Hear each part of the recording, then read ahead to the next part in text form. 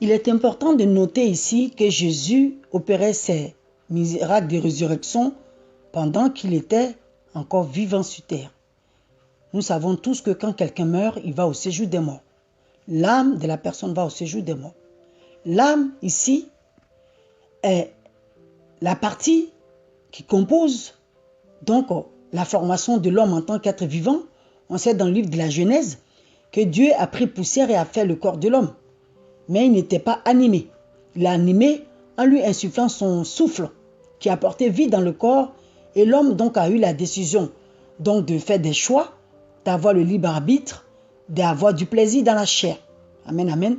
Donc l'âme qui est animée, qui est vivante, c'est cette âme-là que Jésus a rachetée à la croix. C'est cette âme-là qui revit dans un corps glorieux à notre mort physique terrestre, à notre mort ici sur terre. Amen, amen. Donc, bien-aimé, cette âme-là, ça veut dire que c'est l'Esprit de Dieu qui a la poussière, qui est recouvert de poussière. Amen, amen. Donc, en tant que chrétien, ce qui se passe est que quand on vient à Jésus, quand on a confessé le Christ, quand on est baptisé, quand on a reçu le Saint-Esprit tel qu'on la reçoit, bien-aimé, le Saint-Esprit a le travail de dépoussiérer cette âme, de dépoussiérer notre corps pour que l'âme que nous avons maintenant aspire aux choses célestes, aspire aux choses de Dieu, aspire à tout ce qui rend gloire à Dieu et non aux choses du monde. Amen, amen. Donc Jésus allait descendre dans le séjour des morts alors qu'il était encore vivant sur cette terre parmi ses disciples et il est descendu donc ouvrir donc les âmes de ces personnes qui étaient emprisonnées afin que le souffle revienne en eux encore. C'est seulement le chapitre 10 de Jean au verset 18 que Jésus est en train de mettre en application. Il dit, la vie que j'ai, je l'ai donnée. De moi-même, personne ne me l'a ôtée car je peux la reprendre. Voilà. Donc la vie qu'il a en lui, ça veut dire que lui-même, il est source de vie. Il est source de vie. Il n'a pas besoin même de mourir pour distribuer à quelqu'un de son vivant, il est source de vie. Et quand on va déjà à la fille de Jairus, on voit que juste avant, il a fait quand même un miracle qui a quand même réduit, et je dirais, ses forces. Aux yeux du monde, on dirait qu'il a réduit des forces, puisque là, quand la dame qui saignait pendant 12 ans a touché sa robe, il a dit, j'ai senti une force sortie de moi, qui s'est retirée de moi. Et malgré ça, c'est tout de suite après qu'il allait opérer le miracle de la résurrection de la fille de Jairus. C'est-à-dire que Jésus est source de vie. Il est la source, il est le moteur de la vie. Il ne prend pas la source de vie ailleurs, puisque la vie qui au Père et en l'Esprit est en lui. Amen, amen. Nous voyons donc que, à partir de ce moment, c'est à partir de la résurrection de Lazare que les sacrificateurs ont pris peur de ce qui allait advenir, parce que plus de gens commençaient à croire à Jésus, les gens venaient de plus en plus et ils partaient avec la foi, ils partaient en croyant.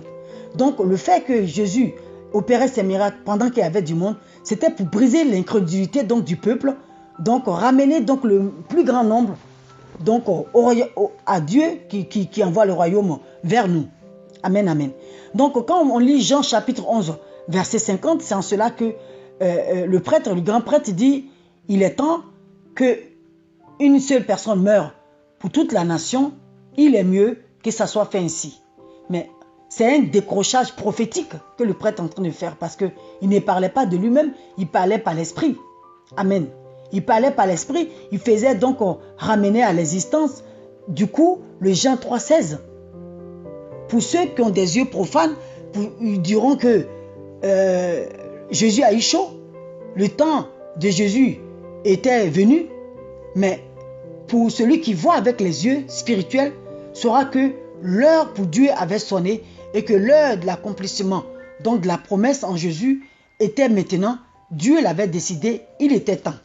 Amen, amen. Amen, amen.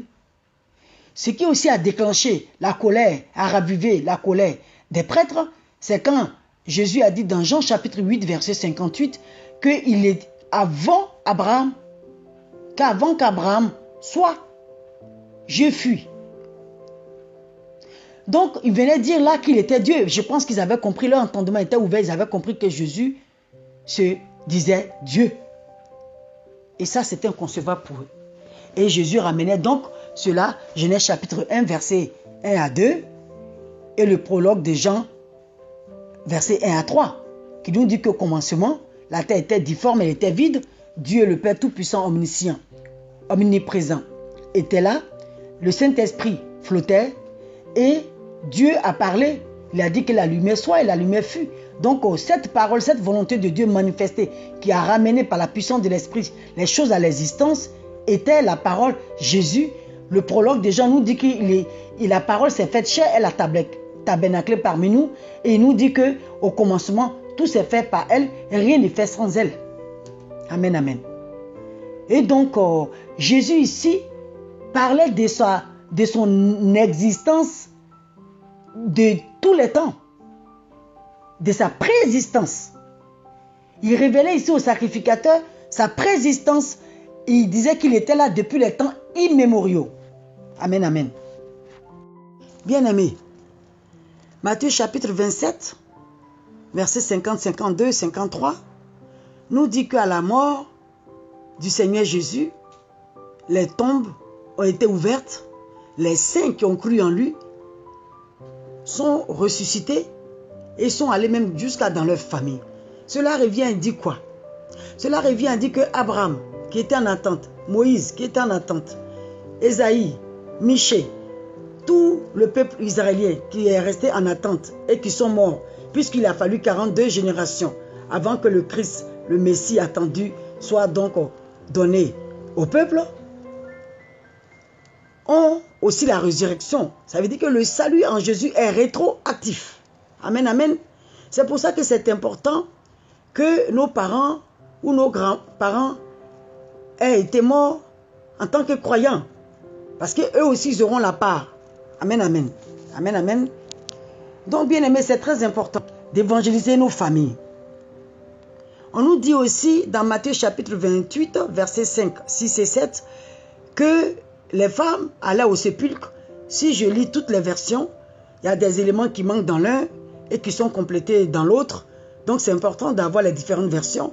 Elles apportent les aromates au sépulcre du Seigneur pour donc sûrement embaumer ou laver et parfumer son corps. Amen, amen. Donc, Marie s'inquiétait, se demandait en cours de route comment allons-nous déplacer la pierre. Mais, bien aimé, la Bible dit que les anges sont des esprits spirituels au service des saints, de ceux qui aiment Dieu. Donc, un ange était déjà là, à leur arrivée, à dérouler la pierre et leur annoncer que le Christ était ressuscité. Dans une version, la question même est posée aux femmes. Pourquoi cherchez-vous parmi les morts celui qui est vivant? Amen, amen. Donc, le Christ a été ressuscité. Et au retour, elles ont même rencontré le Christ. Donc, on entend dans la version de Jean, au chapitre 20, verset 27, bien aimé, que Marie a voulu donc aller toucher le Christ quand celui-là l'a appelé Marie et qu'elle a enfin reconnu. Et Jésus a dit, ne me touche pas. Ici, c'est important. Quand Jésus a dit, ne me touche pas, la résurrection venait de se faire dans l'accomplissement de la promesse qui avait été tenue. Il devait aller au Père, d'abord, donner la nouvelle pour dire, Père, je suis parti, j'ai fait sur la terre parmi mes frères. Aujourd'hui, le péché donc est lavé définitivement. La paix que tu as promis aujourd'hui, parce que je suis vivant, voilà, j'ai accompli ma mission. Il faut qu'il la reçoive et qu'il soit de nouveau enfant de Dieu et frères et sœurs au premier-né que je suis. Amen, amen. Quand on continue à lire, on voit que les sacrificateurs hébreux ont fait beaucoup de manigances encore et pour empêcher que la résurrection ait lieu. Moi, pour ma part, je crois que quand ils ont dormi la nuit, ils ont dû avoir la visitation du Saint-Esprit qui leur a dit que vous venez de tuer le Messie. Ils sont allés voir donc Ponce Pilate pour leur dire qu'il faut qu'ils mettent un garde, même que le garde a été mis et que le garde est venu leur raconter. Donc que le corps n'est plus là, ils ont payé le garde, lui dit qu'il garde la nouvelle. Voilà un peu tout ce qu'ils ont fait pour empêcher que la résurrection du Fils soit entendue de tous. Amen, amen. La victoire est notre espérance en Jésus. La seule victoire que nous avons, c'est la foi et l'espérance que nous avons en Jésus. Parce que c'est ça qui nous apporte aujourd'hui le salut de nos âmes. Ma frère, mon frère, ma soeur, n'écoutons même pas les ouïes-dire de ce que les gens disent par rapport au fait que la Bible n'est pas donc un livre saint parce qu'il y a beaucoup de versions, parce que si, parce que cela, ou parce que c'est écrit par des hommes. Ça a été écrit par des hommes sûrement, mais qui étaient inspirés par le Saint-Esprit de Dieu. Amen, amen. Quand tu prends depuis la Genèse jusqu'à l'Apocalypse, tu vois que les gens qui ont parlé donc de Dieu, ils ont des backgrounds différents. Tu vas trouver des pécheurs comme Pierre, tu vas trouver des médecins comme Luc, tu vas trouver je ne sais pas qui, et quelqu'un qui allait à l'école, qui n'est pas allé à l'école. Tout ce qui a été dit depuis le début jusqu'à la fin, il n'y a aucune dissonance. Ils se recoupent, ils se rejoignent, ils disent tous la même chose, le salut en Jésus-Christ. Depuis la Genèse jusqu'à l'Apocalypse, on parle de lui en tant que le Messie sauveur. J'en reviens ici maintenant au flanc de Jésus qui a été percé, où il est sorti de l'eau et du sang dans Jean chapitre 19 verset 34. Logiquement, quand un flanc est percé, c'est du sang qui doit sortir, non de l'eau et du sang. L'eau qui est sortie ici vient montrer comment Jésus nous a purifiés, a effacé complètement nos péchés. Alléluia. Tout est totalement annulé. Il n'y a pas une seule partie qui est restée. Le pardon est accordé définitivement. Donc l'eau représente ici l'eau du baptême par lequel nous devons passer. Le sang qui est versé, qui est sorti de ce flanc est donc la sanctification. Nous sommes devenus justes devant Dieu. Nos péchés ont été expiés. Nous sommes devenus maintenant enfants de Dieu, comme nous dit le prologue de Jean au verset 12. Comme le dit aussi le Notre Père, la prière du Seigneur. Il dit Notre Père qui est aux cieux. C'est une prière qu'il faisait alors qu'il était encore en vie dans son corps de chair parmi ses disciples. Il n'était pas mort. Donc cette prière qu'il faisait était un décrochage aussi prophétique pour dire que aujourd'hui je suis là parmi vous parce que je vais aller donner ma vie à la croix pour vous. Vous n'êtes plus simplement des simples humains, mais vous qui confessez mon nom et qui croyez en moi, vous serez désormais des saints. Ça veut dire que vous serez désormais enfants de Dieu. Donc Dieu devient votre Père au même titre qu'il est mon Père. Et le ciel devient désormais votre habitation. Bien-aimé, tu es des passages sur cette terre. Il y a des gens, les choses de cette terre sont tellement douces dans leur bouche qu'ils ne peuvent même pas s'en détacher. J'ai dit, qu'est-ce qui est bon même dans ce monde-là? Moi, quand je vais 20 ans en arrière, le monde même, il était doux. Tu gères les gars. Ça te sort les blés. Quand tu demandes à un homme, je veux 2 millions, c'est que forcément, tout quand chacun 1 million va sortir. Aujourd'hui, là, les gens même se cachent dans le bureau pour ne même pas te donner 500. Le monde n'est même pas doux. Au début, il y a 20 ans en arrière en Europe, quand tu travailles, tu prends papier de quelqu'un, tu travailles, on te paye. Taxe ne voit rien dedans. Toi-même, tu as 2 boulots. Aujourd'hui, là, à peine on t'a payé avec la main droite, à la main gauche, tout est parti. Notre main est sous notre menton seulement. Le monde est devenu tellement pourri. On a du mal à éduquer nos enfants. On n'a même plus d'autorité. C'est les enfants qui nous commandent. Où est doux même qui est dans le monde? Où est doux là? Où est doux là? Où est ce qui est doux et puis on ne peut pas laisser là? Dites-moi. Il faut quitter dedans, bien aimé. Il faut quitter dedans. Il n'y a rien ici. Il n'y a rien ici. C'est Jésus seul qui est resté. La clé qui ouvre les enfers. La clé qui ouvre les portes de difficultés pour que ça soit changé. C'est lui seulement. Amen, amen. Je voudrais aller maintenant à l'aspect biologique de la crucifixion pour que nous ayons une idée. Je dis bien une idée. Parce qu'on ne peut jamais vraiment la mesurer de la douleur de ce que Jésus a subi ce jour-là à la croix. Je vais commencer déjà par le Gethsemane. On nous annonce déjà que Jésus a prié toute la nuit. Il n'a pas dormi. Il était épuisé. Son dernier repas, là, c'est celui-là qui était avec la Sainte Seine. Et il avait ajouté, quand il a donné le pain comme son corps et la vigne comme son sang, il a dit ce repas-ci. Allez au chapitre 26 de Matthieu, ce repas-ci, je ne le mangerai plus jusqu'à ce que vous me trouviez dans les cieux. Ça veut dire que depuis là, que Jésus est parti là, qu'il est devenu médiateur, il en gêne pour toi et pour moi. Et nous, quand on nous dit de gêner, bois, on mange seulement. Il y a des chrétiens qui se cachent pour manger. Quand l'église décrète un gêne, moi je me souviens que je suis allé pour le ministère en Afrique. J'ai décrété un gêne, mais l'église s'est vidée. Les gens ne peuvent pas gêner. Ils ont trouvé que j'étais méchant, pasteur. Elle est méchante, la pasteur. Elle nous donne, on ne mange pas. Regardez-moi des choses comme ça.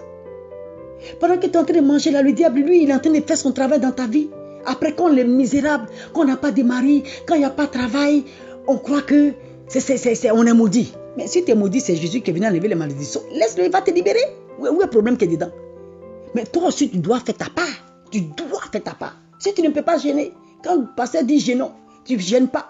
Toi, mais tu ne prends pas un jour de gêne spécial dans la semaine pour gêner. Ton problème là, tu veux qu'il se règle comment? Jésus dit que ce n'est pas la prière, le gêne. Il y a des démons, même on les chasse, jusqu'à un pasteur même obligé de fatiguer maintenant de dire au nom de Jésus. Tant qu'il n'y a pas une gêne derrière, un certain nombre de gênes, il ne quitte pas. Ton bien-aimé, il faut jouer ta part. Amen, amen. Il faut jouer ta part.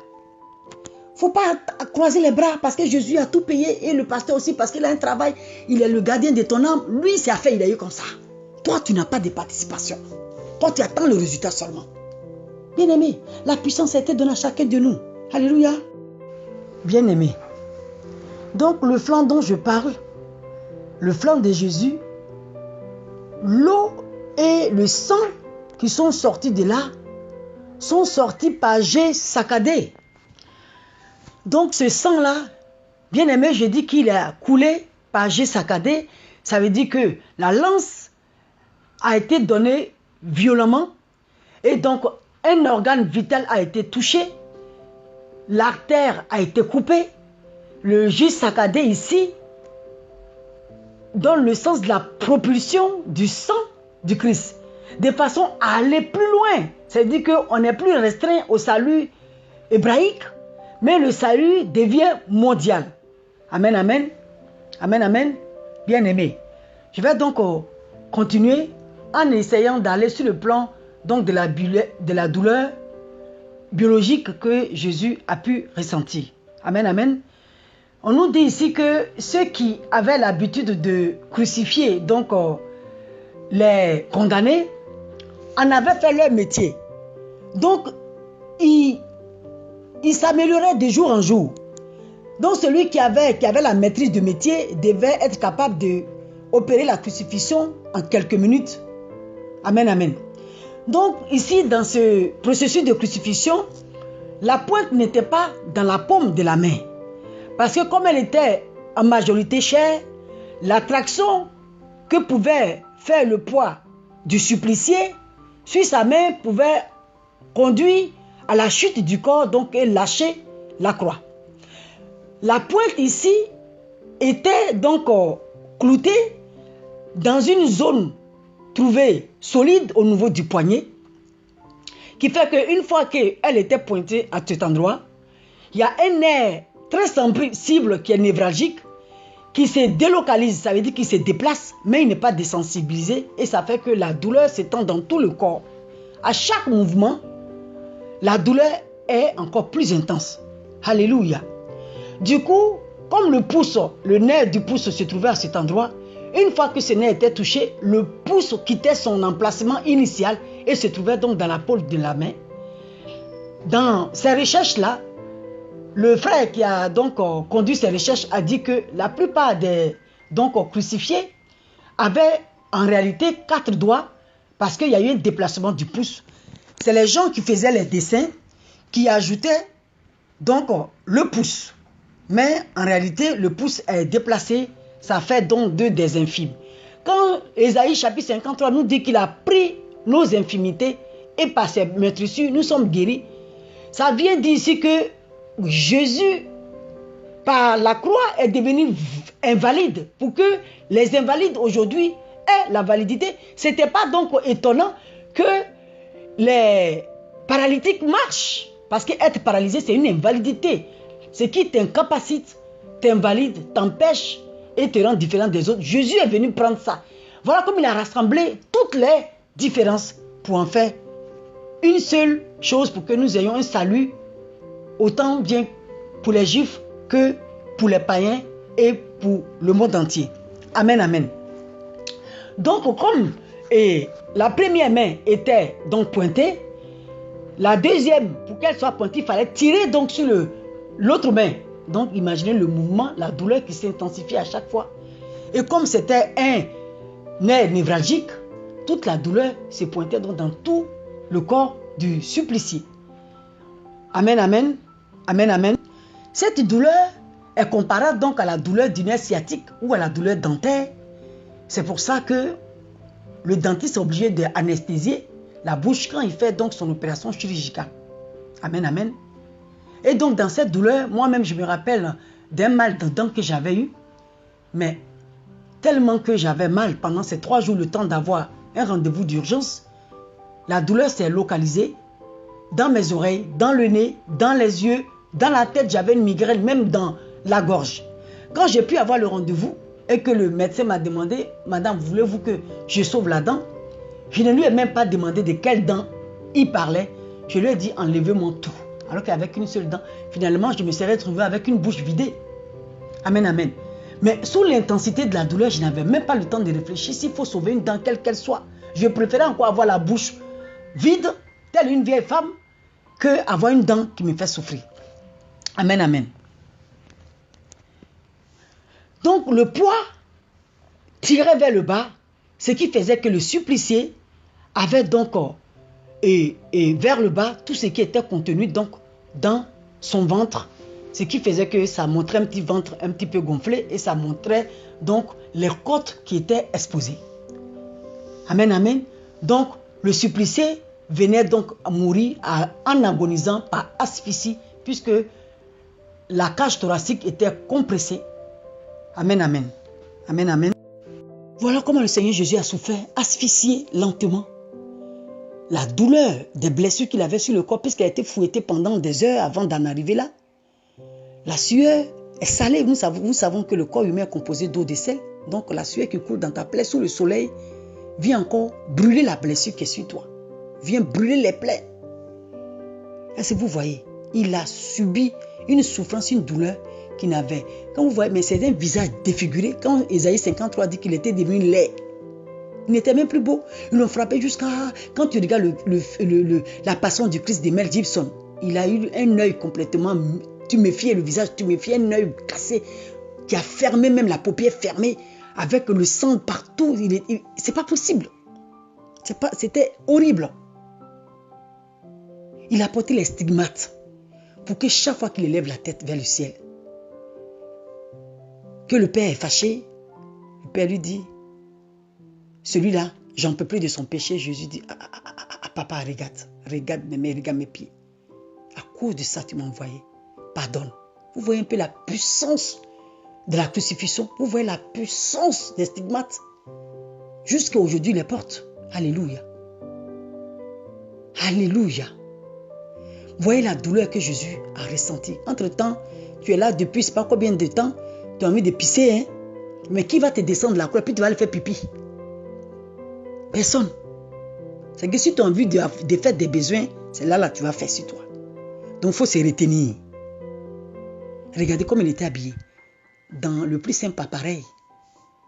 J'ai envie de dire, c'est caleçon qu'on lui a mis. Caleçon. Sa poitrine était nue, tout était nu. Est-ce que vous voyez un peu? Regardez un peu. Quand je parle comme ça me renvoie à l'image de Kadhafi. Nous avons tous vu cette vidéo, un homme grand puissant, par son nom, tout ce qu'il faisait. Il était toujours avec son chapeau, ses manchettes, mais quand les gens l'ont attrapé, qu'il est sorti de son trou là comme un rat, regardez un peu. On a vu tout son corps, ses pieds, ses manches. J'ai pleuré, je ne connais même pas ce monsieur, mais vous voyez un peu, c'est juste pour comparer. Comme on peut aller jusqu'à l'humiliation. Quand on dit que le Christ a été humilié, c'est ça. Lisez Ésaïe 53, on dit qu'il a été humilié par ces maîtresses là. Aujourd'hui, tu es guéri. Donc, pourquoi est-ce que tu peux rester avec une maladie? Bien aimé, si tu es malade où tu es là, je proclame ta guérison, reçois-la. Par Jésus-Christ, la vraie Pâque, tu es guéri ce matin. Mets ta main où tu es, puis prie et prends autorité. Au nom de Jésus, je déclare que tu es guéri. Bien-aimé, frère, bien-aimé, sœur, quel péché qui peut avoir pour toi sur toi? L'homosexualité peut te trimballer jusqu'à ne plus t'en sortir. Mais si tu as ce problème, je déclare que Jésus te libère. Il te sanctifie, il te purifie. Au nom de Jésus, reçois ta libération. La Bible dit dans Jean chapitre 8, 36, que si le Christ Jésus te libère, tu es véritablement libre, bien-aimé. Tu es véritablement libre, bien-aimé. Je voudrais juste que nous levons les yeux sur le verset, toujours au chapitre 27, 28 de Matthieu. Bien-aimé, donc Luc, Pierre, Matthieu étaient des témoins oculaires et tous leurs écrits sont donc réels et vrais et véritables. Amen, amen. Luc nous annonce même dans les débuts de l'évangile. Amen, amen. Donc nous devons croire à cela par la foi. Dans cette histoire de résurrection des morts, nous allons lire le psaume 16, verset 10. On va commencer au verset 9 déjà pour mieux comprendre. Aussi mon cœur est dans la joie, mon esprit dans l'allégresse et mon corps repose en sécurité. Car tu ne livreras pas mon âme au séjour des morts, tu ne permettras pas que ton bien-aimé voie la corruption. Cela veut dire que quoi? Pendant les 3 jours, quand Jésus a rendu son âme, amen, amen, comme nous l'explique Matthieu chapitre 27, il est resté donc dans les enfers. Avant sa résurrection, Jésus est descendu dans les enfers. Il allait chercher quoi? La clé du cadenas qui tenait prisonnier dans le jour sous le joug de Satan. Donc, ces prisons des ténèbres où sont les âmes des morts. Il a même ordonné. Il dit, remets la clé. Parce qu'il avait payé le prix. Et ces démons même avaient dû être effrayés. Ils tremblaient. Eux qui pensaient qu'ils avaient gagné. Et que l'accomplissement n'allait pas se faire en Jésus, ont vu qu'ils avaient perdu ce jour-là. Amen, amen. Alléluia. Et ils ont remis la clé à Jésus. Donc, ce jour-là, la vie que Jésus a donnée à la croix a pris effet dans nos vies et dans celles de ceux qui ont cru qui étaient en attente. Amen, amen. Nous devons donc croire en cela par la foi. Hébreu, en effet, nous dit au chapitre 11, verset 1, que la foi est la ferme assurance en ce que nous croyons et que nous attendons et auquel nous espérons. Amen, amen. Il dit aussi que nous devons avoir cette espérance. Bien-aimé, est-ce que tu as l'assurance de ton salut? On dit oui, Jésus m'a sauvé, je me suis baptisé, donc Jésus m'a... Est-ce que tu es sûr que je suis ta sauvé? Moi, le jour où je me posais cette question, le Seigneur m'a dit, seule ma grâce, j'ai eu l'assurance de mon salut. Bien-aimé, si tu as cru en Jésus, il faut savoir que seule sa grâce t'a donné l'assurance de son salut. Alléluia. Bien-aimé, Hébreu nous a dit qu'il fallait avoir l'assurance donc dans les choses auxquelles nous espérons. Romains aussi nous dit au chapitre 1 verset 17 et chapitre 10 verset 17 que la foi s'installe en nous par rapport à ce que nous entendons. Et ce que nous entendons vient de la parole de Dieu. Donc de tout ce que les Pierre, les Paul et les disciples ont écrit. Et même les anciens scribes ont écrit dans l'Ancien Testament. Amen, amen. Et que nous devons vivre par cette foi. On n'a pas besoin que Jésus vienne redescendre maintenant. Afin que nous sachions que il a vraiment vécu, il est vraiment mort, donc il a vraiment ressuscité. Donc je crois. Jésus disait à saint Thomas, heureux ceux qui croient sans avoir vu. Parce que tu as vu mes mains percées et mes pieds percés, maintenant tu crois. Amen, amen. Ne soyons pas des saint Thomas, hein. Des saint Thomas, ne soyons pas des saint Thomas. Amen, amen, bien-aimé. J'ai envie d'ajouter que cette foi, une fois que tu l'as, elle grandit au travers des épreuves que tu vis et dans lesquelles Dieu intervient. Amen, amen.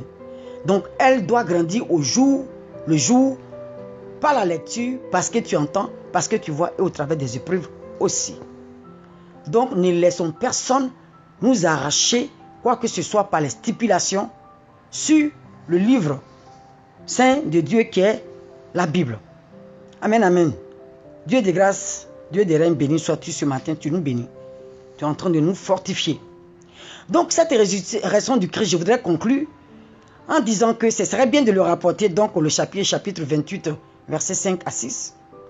Psaume 16, 10. 1 Thessaloniciens, chapitre 4, versets 11 à 17. Encore Matthieu, chapitre 24, verset 30. Pour dire quoi? Pour dire que le retour du Christ va se faire. Le second avènement, c'est pour bientôt. Quand je dis bientôt, mais ça le loi, j'ai envie de dire c'est pour maintenant parce que les signes sont là. Bien aimé, la Bible dit dans ces passages que je viens de citer que quand ça se fera, le Seigneur restera dans les airs. Les appelés qui sont devenus des réels élus seront attirés vers lui par l'effet de l'aimant, par le Saint-Esprit qui est en nous, que nous avons reçu à la Pentecôte. Bien aimé, ne reste pas en dehors de ça. Ne reste pas en dehors de ça. Le Christ revient bientôt. Bien aimé, nous venons de voir ensemble, au travers de ce voyage dans la Bible, que l'agneau immolé, lors de la sortie d'Égypte, est un prolongement et un accomplissement en Jésus-Christ. Nous avons aussi ensemble étudié que toutes les prophéties qui avaient été annoncées au Messie Sauveur, depuis la naissance jusqu'à la mort, à la crucifixion, s'est accompli en Jésus-Christ de Nazareth. Alléluia. Nous avons donc vu, ou au moins essayé de visualiser, la douleur qu'il a subie à la croix par la voie de la crucifixion dans le voile de sa chair. Nous avons vu comment, ou à peu près mesurer comment elle a pu être douloureuse, même si nous ne pouvons pas vraiment le faire. Mais nous avons une idée qui puisse s'en approcher. Elle a été difficile. Il a fait pour toi, il a fait pour moi. Alléluia. Nous savons bien que sur cette terre des hommes, nous avons un jour pour vivre, un jour pour mourir, un temps pour toutes choses, comme nous l'annonce le livre d'Ecclésiaste. Amen, amen.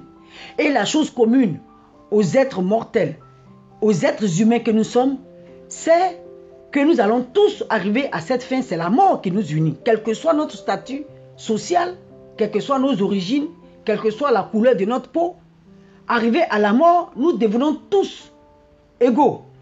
Amen, amen. Amen, amen. Ce qui est important, ce n'est pas la vie que nous menons sur cette terre, dans le plaisir de la chair, je dirais.